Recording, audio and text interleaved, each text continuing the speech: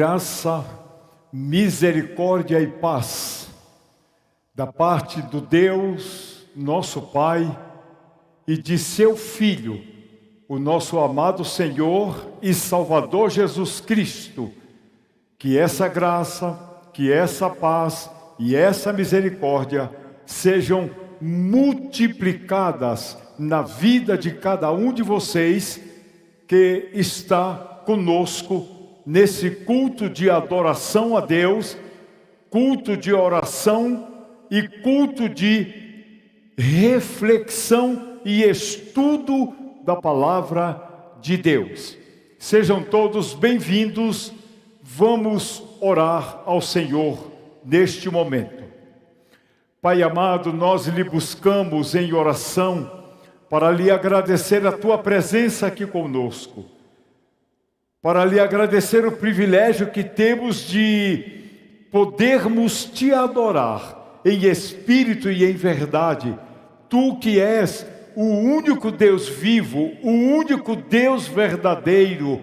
Que privilégio, Senhor, nós temos de te adorar pelo que o Senhor Jesus Cristo fez na cruz do Calvário, abrindo um novo e vivo caminho de acesso à tua presença. Nós consagramos ao louvor da tua glória cada parte do culto desta noite e fazemos isto em nome de nosso Senhor e Salvador Jesus Cristo. Amém. Nós vamos juntos adorar a Deus com cântico.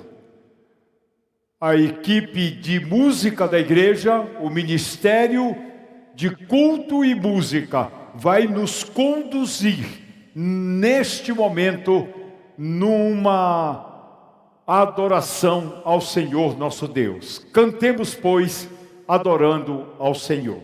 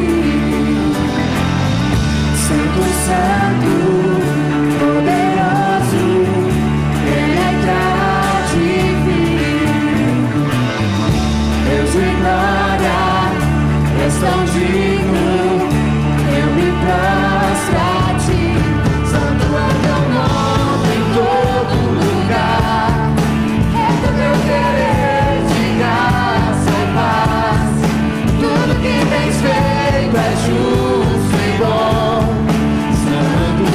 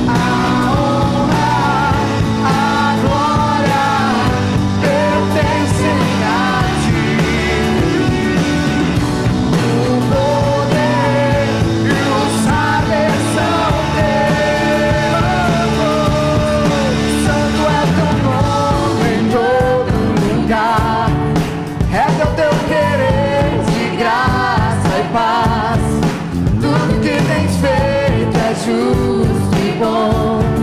Santo, santo Deus tu és. Santo é teu nome em todo lugar. É teu querer de graça e paz. Tudo que tens feito é justo e bom. Santo, santo Deus tu és. Santo, santo Deus tu és. Santo, santo Deus tu és.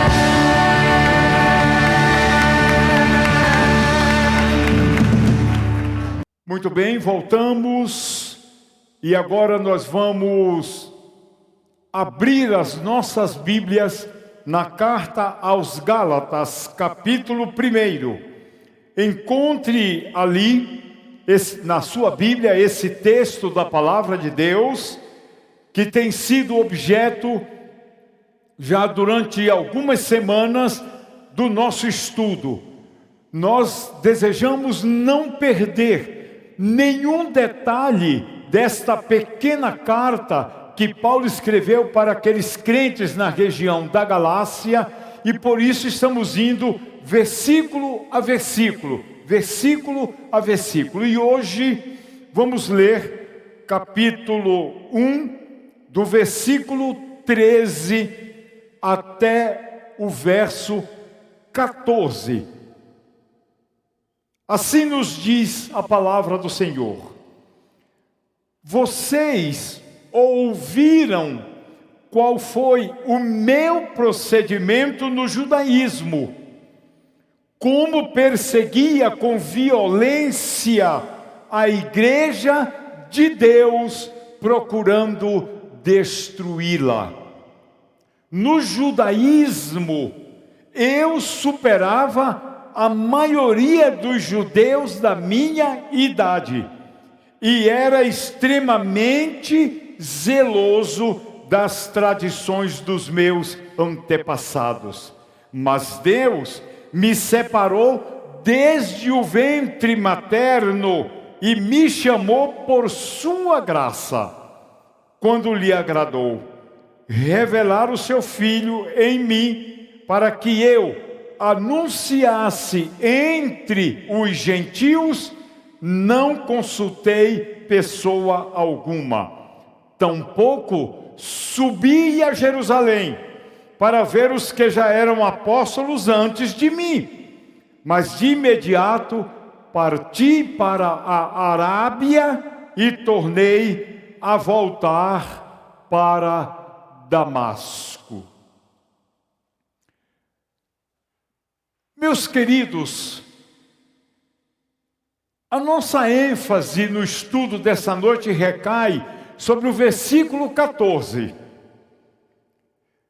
E repetindo ele que acabamos de ler, assim diz ele: e na minha nação, quanto ao judaísmo,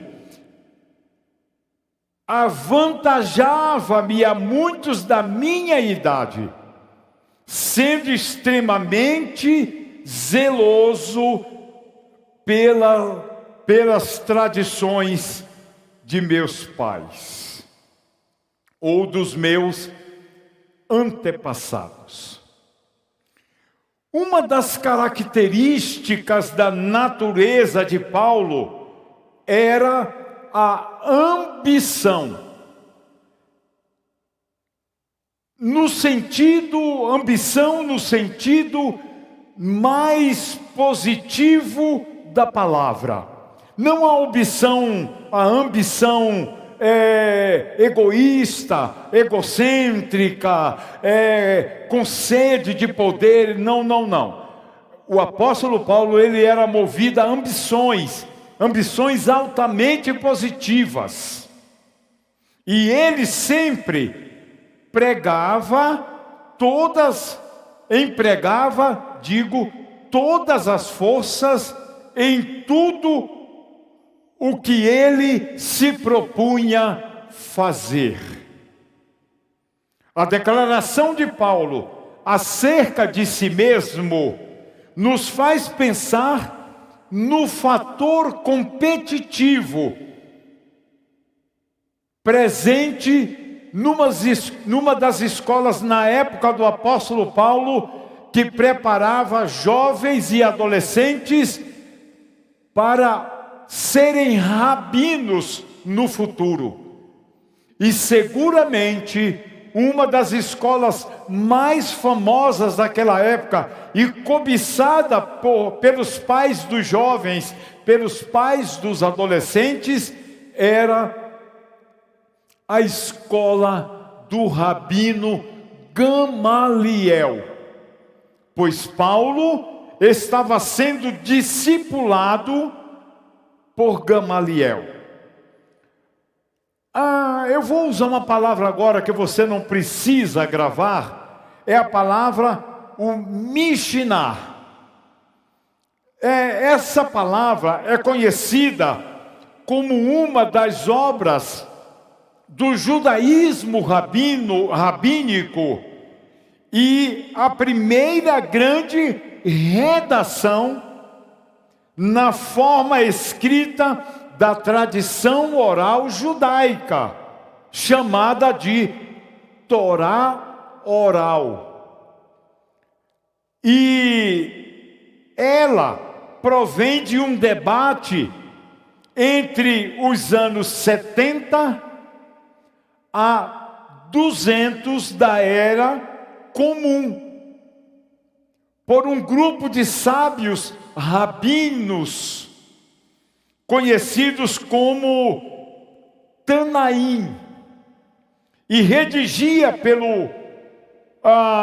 as discussões deles eram redigidas por um rabino de nome Judá Hanazi, que terminou sua obra no ano 189 da era cristã. Essa obra indica que os rabinos tendiam a classificar os seus alunos segundo a capacidade de cada um. É óbvio, ninguém tem as mesmas capacidades, o mesmo padrão de capacidade. E os rabinos separavam os seus alunos por tamanho de capacidade. E aí, considerando que Saulo, na época, conseguiu cartas de autorização do sumo sacerdote, que residia na capital de Israel, Jerusalém, lá em Atos capítulo 9, versos 1 e 2, é declarado por Lucas que Saulo tinha carta branca na mão para que nas viagens que ele fazia, e no caso do capítulo 9, ele estava saindo lá de Jerusalém e descendo lá para Damasco, com uma carta branca assinada para perseguir os cristãos, para perseguir a igreja de Cristo. Então, considerando essa competência, essa capacidade dele, com certeza ele se destacava entre os alunos judeus, não apenas no aprendizado, mas também na agressividade, na ambição. E aí eu diria assim sobre Saulo, que religioso Saulo era, mas perdido ele estava, ainda que fosse um judeu extremamente praticante da sua religião. Sem dúvida nenhuma, ele era motivo de orgulho para os governantes judeus, porque ele, na sua competência e na sua agressividade, ele inspirava medo aos judeus com que se atravessassem a ingressar na seita facciosa chamada de os do caminho. Ou seja, judeus que abandonassem o judaísmo e se convertessem ao cristianismo, que na época eram chamados de os do caminho. Paulo centrava a sua agressividade em agredir essas pessoas convertidas. E talvez o jovem Saulo também despertasse algum tipo de inveja naqueles que se sentaram com ele nos bancos aos pés do grande rabino Gamaliel. Os seus colegas de aprendizado, de discipulado rabínico, eles tinham uma inveja de Saulo de Tarso. Mas Saulo nem levava essa questão em consideração. O Gamaliel, retratado em Atos, no livro de Atos, capítulo 5, de 33 a 39, provavelmente ele, Gamaliel, não teria aprovado a violência do jovem Saulo em nome de zelo para com Deus. Porque facilmente, como ele agredia em nome de Deus, como essa agressão ele chamava de zelo. E Gamaliel não concordava com essa agressividade. E aí, as palavras ditas, já depois de convertido, pelo próprio Paulo, no texto de Atos 22, 3, seu zelo já tinha causado grandes estragos nas sinagogas. Onde quer que ele chegasse, ele sempre ia à sinagoga pregar o evangelho. E em quase todas elas, sempre pessoas judaicas se convertiam. E isso provocava um grande estrago nas sinagogas. Pergunta para a nossa meditação: qual era o foco desse zelo ardente que Paulo tinha? Qual era o foco? Qual era o objetivo principal? É interessante que ele certamente não era membro do fanático partido político religioso denominado Zelote, o partido dos Zelotes. Esse partido ambicionava tirar das mãos de Roma o controle sobre toda a região da Palestina. No texto que acabamos de ler em destaque, que é o versículo 14, ele destaca o fato de que Paulo, ele se avantajava, ele se agigantava. Isso na tradução revista e atualizada. Mas na NVI não usa uma outra expressão. E a expressão é: superava em muito os da sua idade. Em muito. Ou seja, ele estava progredindo no judaísmo. O termo judaísmo ocorre no Novo Testamento somente em Gálatas capítulo 13, 1, capítulo 1, versos 13 e 14, para demonstrar que Paulo estava progredindo e ganhando notoriedade entre todos os judeus aprendizes de rabino. O judaísmo, ele envolvia muito mais do que a lei mosaica. Abrangia também as tradições dos pais. Os pais dos judeus. Era a lei interpretada pela tradição, que tanto motivava Saulo de Tarso. Estudiosos discordam da escola em que Saulo fora instruído no judaísmo.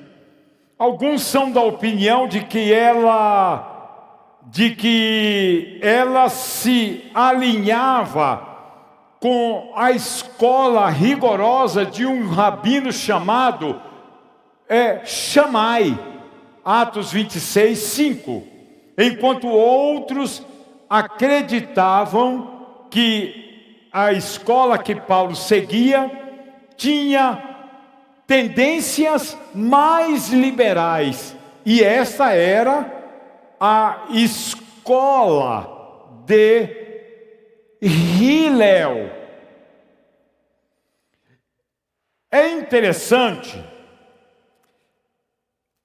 que esses rabinos famosos foram os fundadores de duas correntes principais do judaísmo que predominaram por algum tempo, antes e após os dias em que Saulo de Tarso era estudante de rabinato.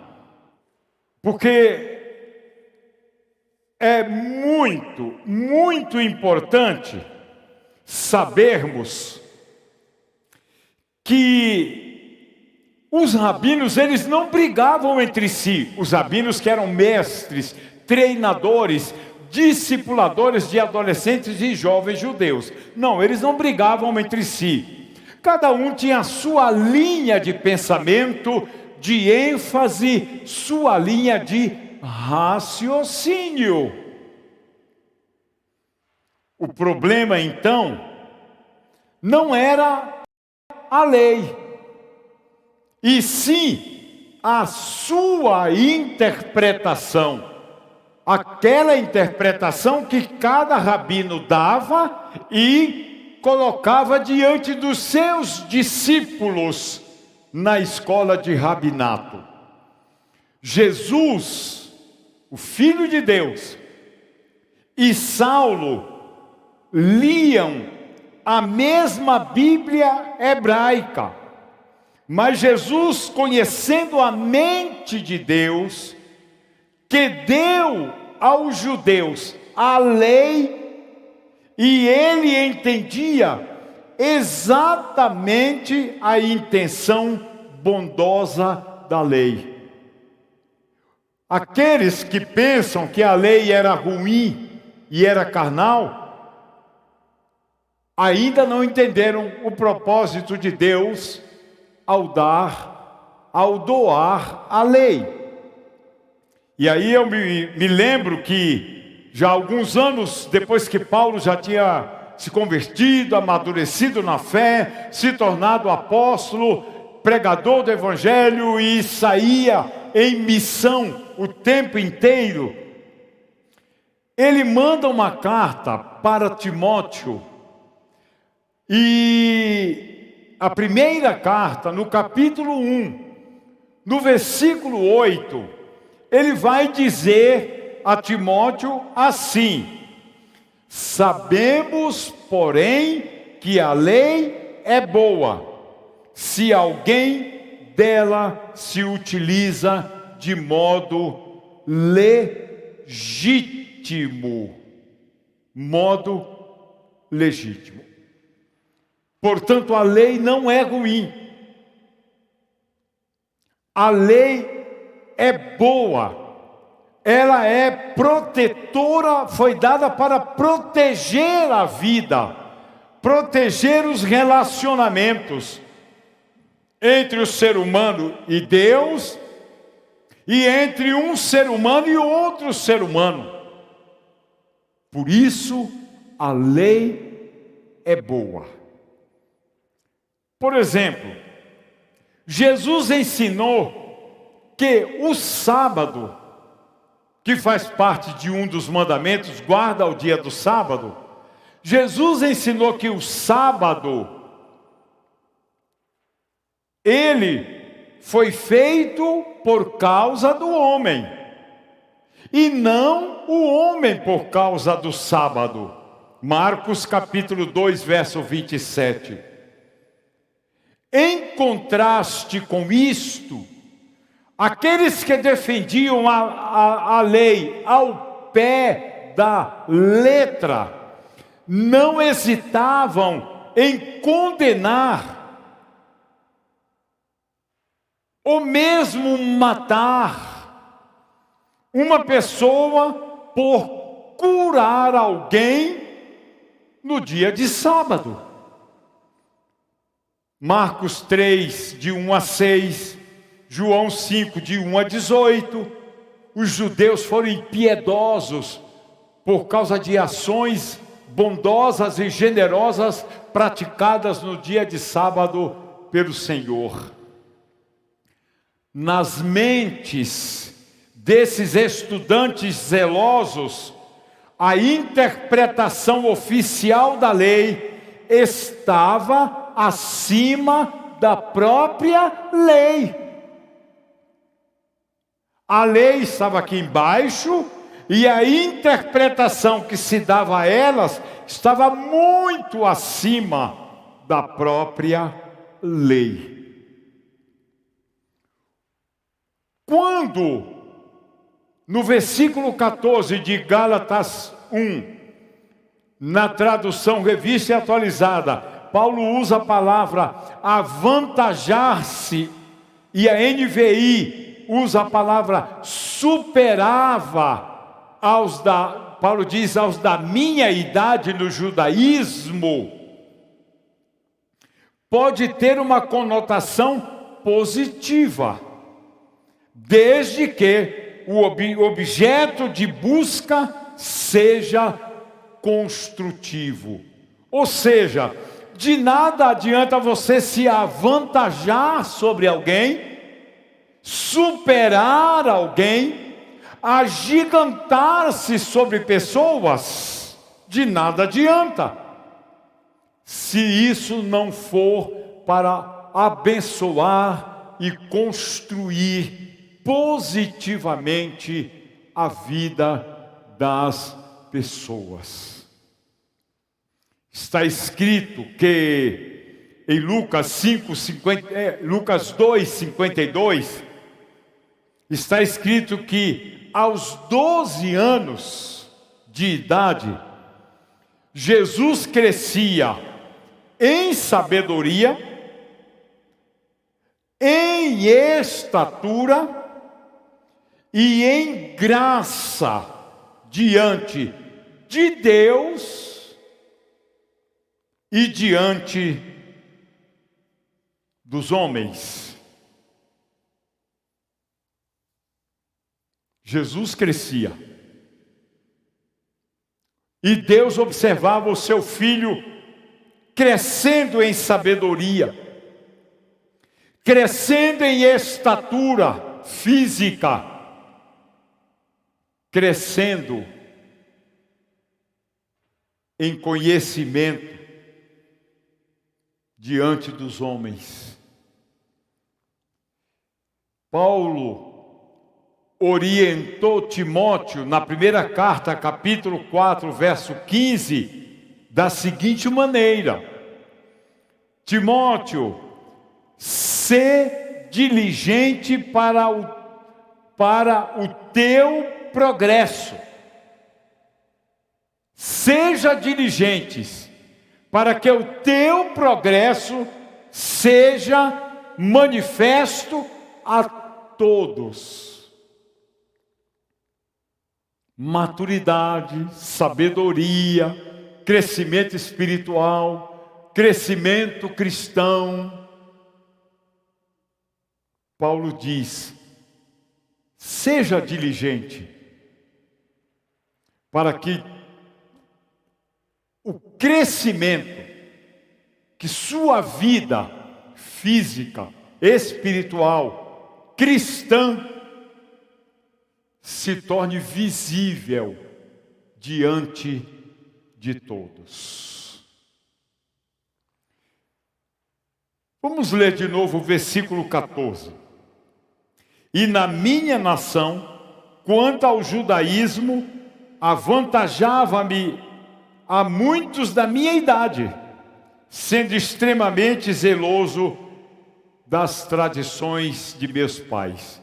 Aqui eu quero fazer uma observação, porque a palavra tradição dos meus pais não é uma referência somente aos pais biológicos de Paulo, mas é uma referência aos pais do judaísmo, os líderes do judaísmo. E aí então, eu quero, com estas coisas na mente, eu quero fazer uma conclusão do versículo 14. O progresso, tanto de Jesus como de Timóteo, baseava-se na verdade da palavra de Deus. Ao passo que o zelo de Saulo se concentrava nas tradições humanas.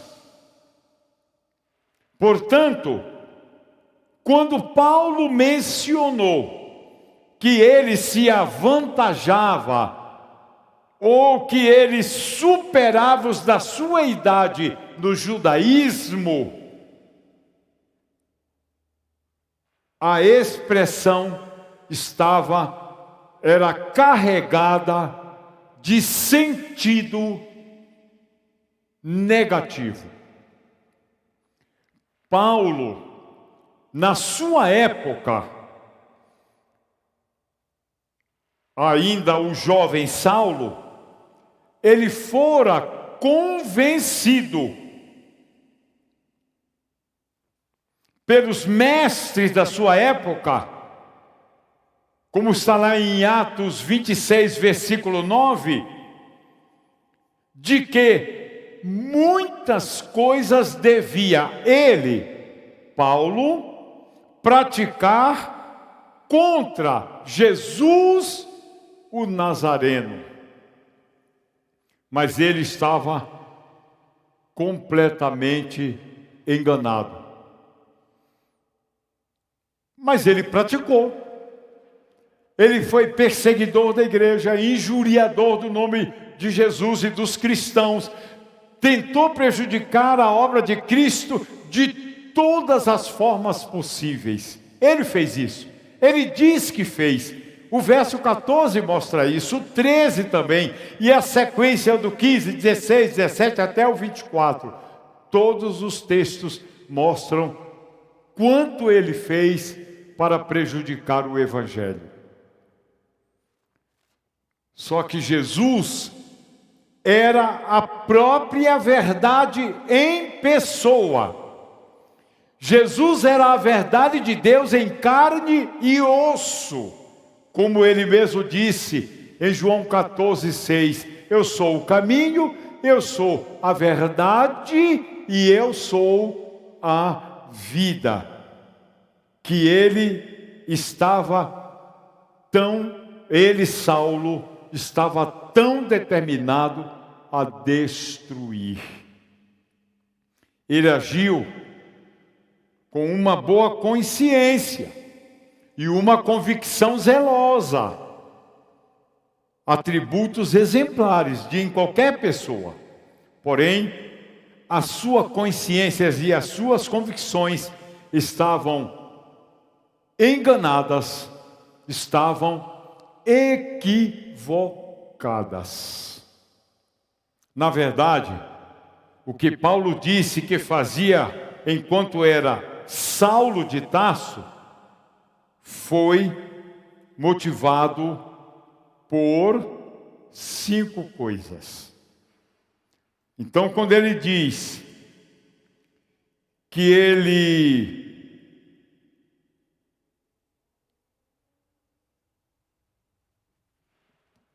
como ele procedeu no judaísmo, como sobremaneira, verso 13, perseguia a igreja de Deus, como ele devastava a obra de Cristo, e por aí ele vai.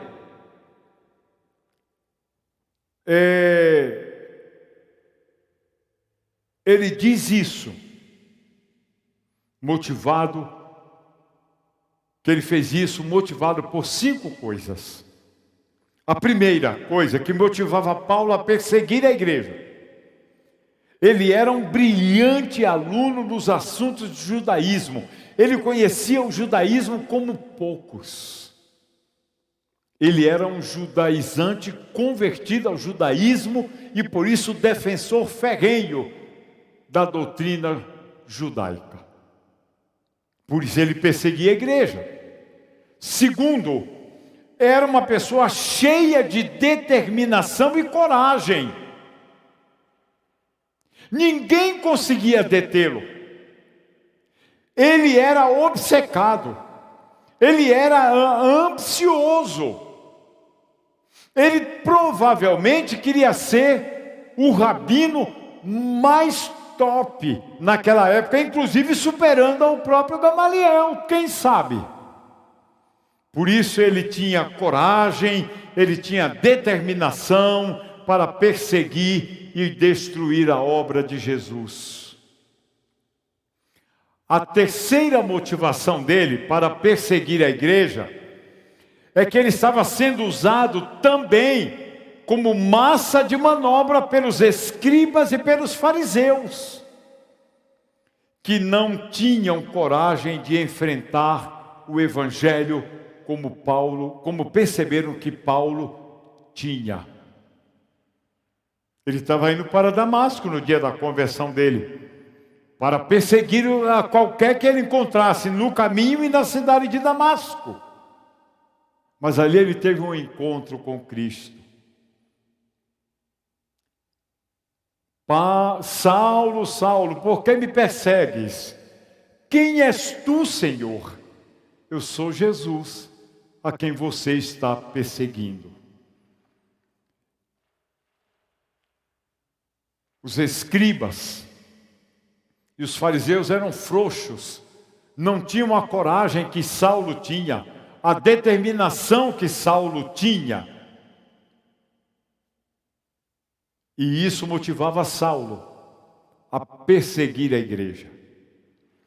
O quarto motivo pelo qual ele perseguia a igreja é que ele foi visto pelos escribas e pelos fariseus como um provável cabo eleitoral da sigla partidária deles. Qual era a sigla partidária? Os zelotes, cujo objetivo dessa sigla partidária era tirar do controle de Roma toda a região da Palestina, para que os judeus administrassem, como bem entendessem, a Palestina sob a batuta, a liderança dos escribas, dos fariseus e dos sacerdotes, sumos sacerdotes daquela época.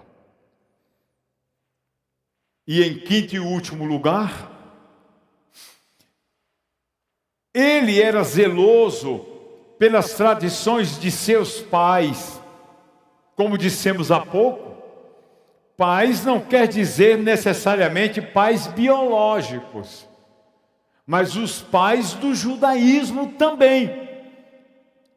Aqueles que viviam para cuidar das tradições judaicas, para que elas não caíssem no esquecimento.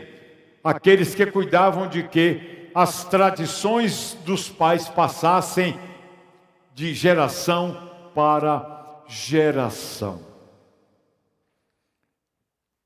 E finalmente concluo dizendo que Paulo não tinha vergonha de falar do que ele foi.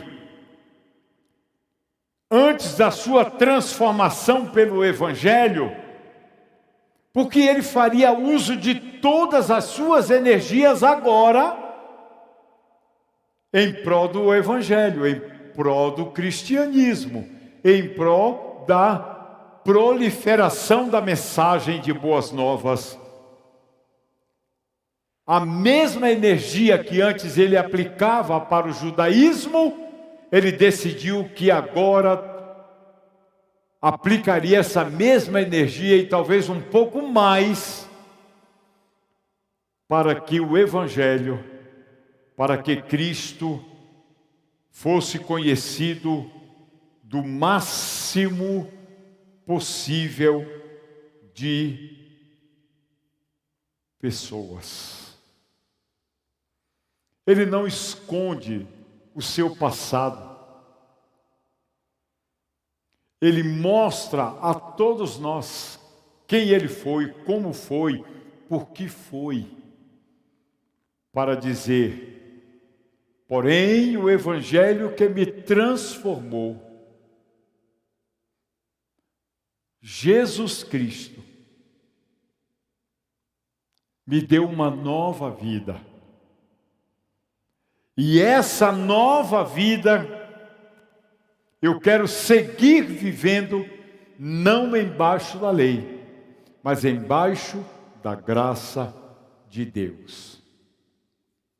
No dia que todos nós hoje decidirmos viver nessa dimensão que Paulo decidiu viver a partir da sua conversão, certamente a nossa vida em Cristo, a vida da nossa igreja, que é a igreja de Cristo, também passará o tempo todo por uma grande transformação. Vamos adorar a Deus mais uma vez, cantando uma música, e depois da música nós vamos compartilhar alguns motivos de oração antes de encerrarmos o culto. Cantemos.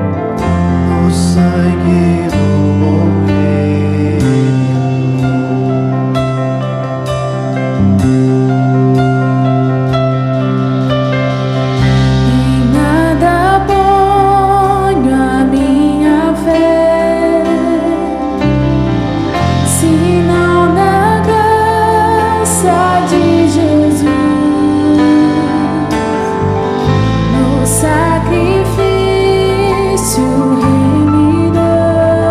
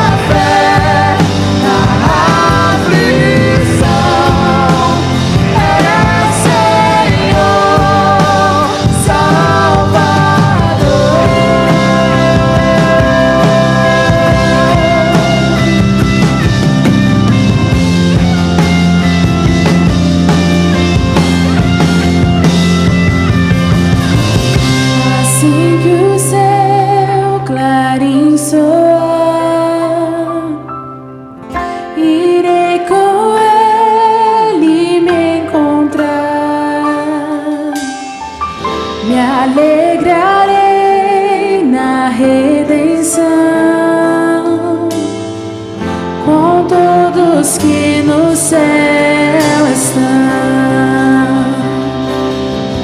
com todos que no céu estão.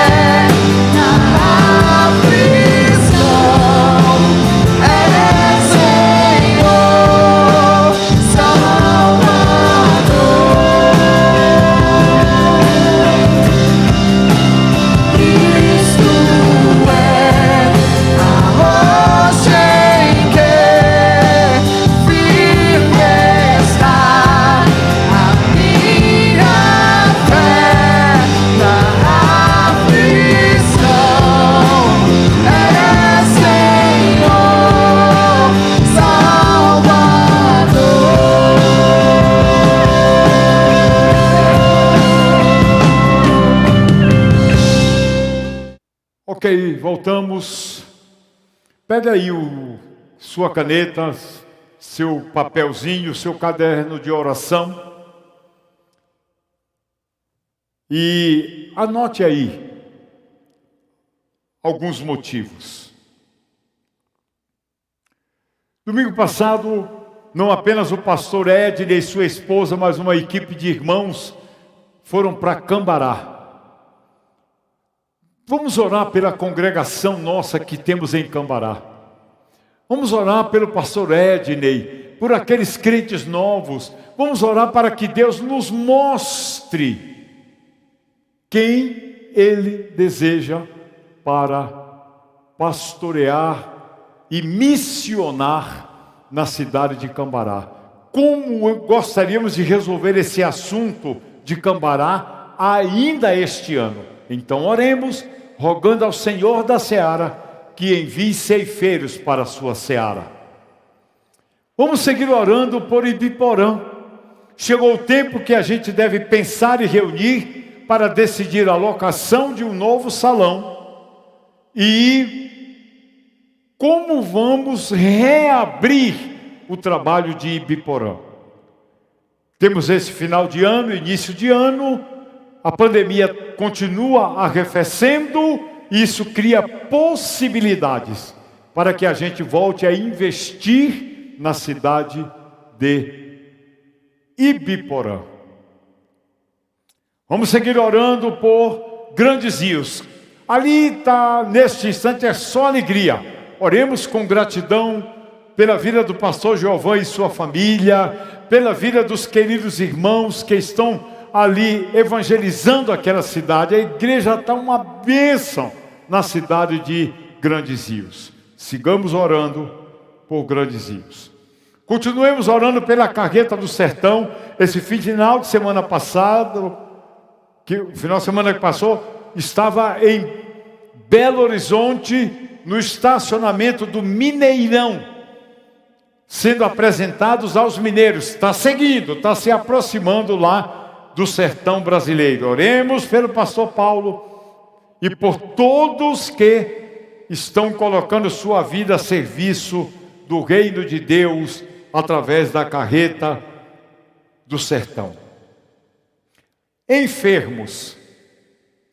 Vamos orar continuar orando pelo irmão Pedro e a sua filha Renata, pela saúde deles. Vamos continuar orando pela irmã Iracema. Vamos continuar orando pela Lígia. Ela esteve domingo passado no culto. Está melhor, mas ainda carece da bênção de Deus sobre a sua saúde. Vamos continuar orando pela Ana Barbeiro, para que o Espírito de Deus continue refortalecendo ela. Vamos seguir orando pela Gabriela, internada ali no Hospital do Câncer. Ela é lá de Grandes Rios. Ela, o pai dela, Haroldo, irmão Haroldo, a mãe dela, Denise, são crentes novos ali em Grandes Rios. Vamos orar por eles. Vamos seguir orando pelo Brasil, pelos brasileiros. pelas lideranças diversas políticas aqui, para que tenham respeito pelo Brasil, respeito pelo brasileiro e administrem de uma maneira justa a nossa nação. Oremos pela nossa igreja. IBV Nova, ô igrejinha abençoada. Oremos por ela, seus membros, seus ministérios, seus ministros. Oremos, porque Deus tem grandes coisas para a vida desta igreja. Grandes. Oremos como se tudo dependesse de Deus. Mas também oremos como se tudo dependesse de nós. Tá certo? Reúna agora a sua família aí e faça o seu momento de oração. Quero me despedir dizendo: fique na graça, fique na paz, a paz do Senhor, a graça de Deus, a paz de Jesus. Que Deus te abençoe. Tenha um restante de noite abençoado mesmo. Nos encontraremos na próxima semana. Boa noite a todos.